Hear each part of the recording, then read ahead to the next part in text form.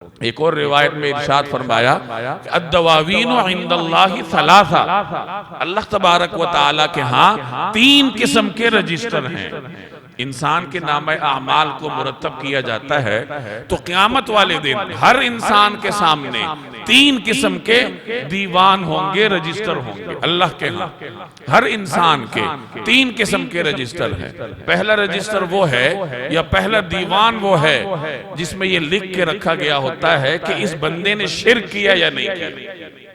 اگر تو اس میں لکھا ہو کہ اس بندے نے شرک کیا تھا اور شرک پر ہی اس کی موت واقع ہوئی تھی تو اللہ تبارک و تعالی اس گناہ کو، اس جرم کو کبھی معاف نہیں فرماتا۔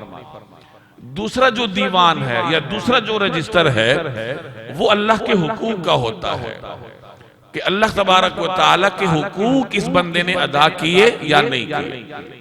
نماز پڑھی یا نہیں پڑھی، روزے رکھے یا نہیں رکھے، حج کے ساتھ کیا معاملہ کیا، زکوٰۃ کی کتنی ذمہ داری کے ساتھ اس نے ادائیگی کی۔ تو دوسرا رجسٹر اللہ کے حقوق پر مشتمل ہے۔ اس میں اگر کسی بندے نے کوئی کمی کی ہوگی تو اللہ تبارک و تعالی اپنی شان کریمی سے جتنا چاہیں گے معاف فرما دیں۔ اپنے حقوق اللہ تبارک و تعالی جتنا چاہیں گے معاف فرما دیں گے۔ تیسرا رجسٹر، تیسرا دیوان بندوں کے حقوق سے متعلق ہے، جس میں ہر انسان کے بارے میں درج ہوگا کہ اس نے بندوں کے حقوق کہاں تک ادا کیا۔ والدین کے حقوق ہیں، بیوی بچوں کے حقوق ہیں، پڑوسیوں کے حقوق ہیں، رشتہ داروں کے حقوق ہیں، دیگر انسانوں کے حقوق ہیں۔ تو ان کی تفصیلات ہر انسان کی تیسرے دیوان میں یا تیسرے رجسٹر میں درج ہوگی۔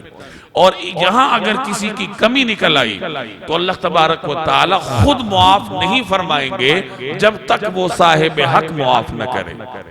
یہ اللہ تبارک و تعالی نے ایک اصول طے کر رکھا ہے، اللہ کی سنت ہے کہ اللہ جل جلالہ بندوں کے حقوق بندوں کے اوپر معاف نہیں فرماتا جب تک وہ بندہ اپنا حق دوسرے بندے کو معاف نہ کرے۔